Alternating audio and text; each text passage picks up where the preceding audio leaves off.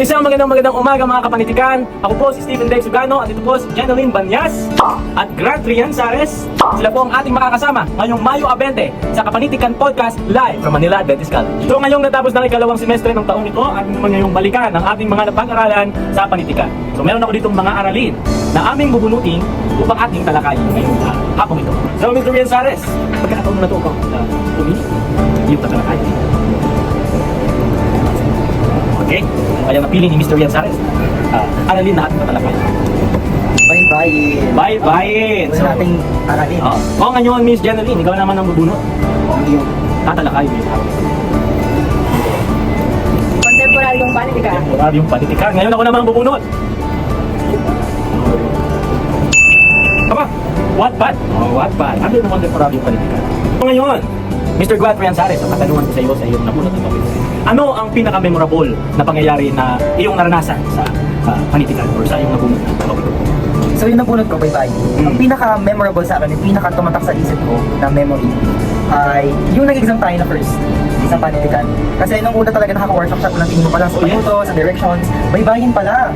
I mean, nagsabi na naman si sir na first thing pa lang na magkakaroon tayo ng bye-bye. Pero hindi natin kakalain na yung pati yung questions, pati yung mga instructions, naka-bye-byein. Napakasaya. Yes. Correct. So nakakagulat talaga, yun yung pinaka-memorable talaga sa akin. Pagkuha ko pa lang ng papel.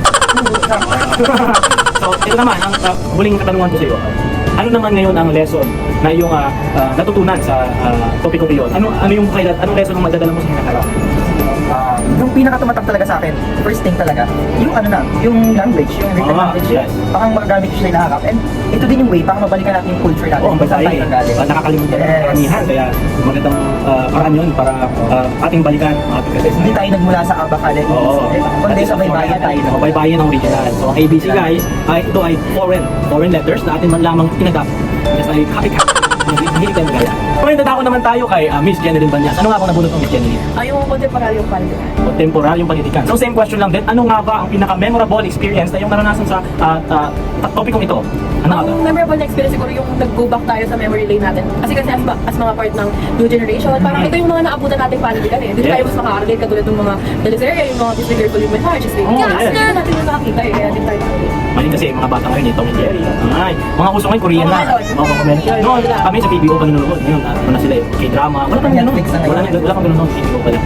So ano naman ngayon ang lessons na iyong may dadala sa hinaharap? Ano yung mga natutunan mo sa araling ngayon? Siguro yung pinaka-takeaway ko dito na mayaman yung Pilipinas sa mga panitikan na ganito. Hindi lang natin nabibigyan ng pansin kasi mas binibigyan natin ng pansin yung mga foreign countries. Yes. Siguro it's time na we take a look into our own culture. Yun ang problema sa Pilipino, no? Laging tinatangkilik yung mga panitikan ng iba, yung mga teleserye ng iba.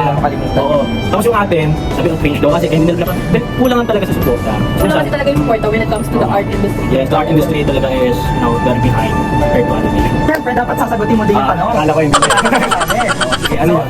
una, katulad na tanong mo sa amin, ano yung pinakatumatak sa isip mo nung naalala mo yung Wattpad na Wattpad.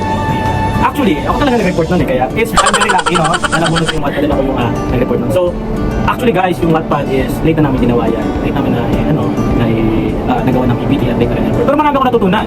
Di ba alam na si Allen Yuan at si Ivan, sila yung nag-develop itong Wattpad noong 2006 dun sa garahe nila.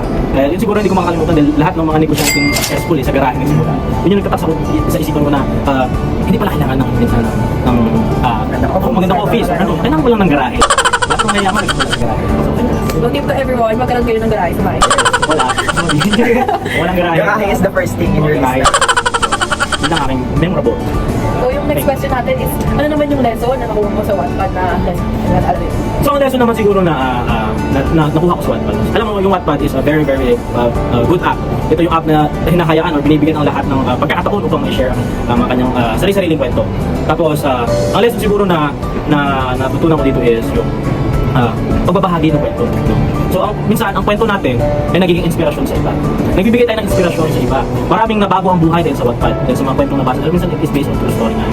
So, ang lesson na natutunan ko is share. Share your story so that other can reflect on that story and, get inspiration from that story. Hindi mo alam, malin mo, dahil sa iyo, nabago ang buhay. Yun ang natutunan ko sa Wattpad. Very, very important. Patuloy lamang tumutok at magbabalik ang Kapanitikan Podcast. At sa ating pagbabalik ay pipili tayo ng mga lucky listeners na ating tatanungin. At tayo pipili din ng isang lucky winner na mananalo ng iPhone 15 Pro Max fully paid natural titanium. So, ayun guys, patuloy ang pagsubaybay at kami babalik. Bye guys!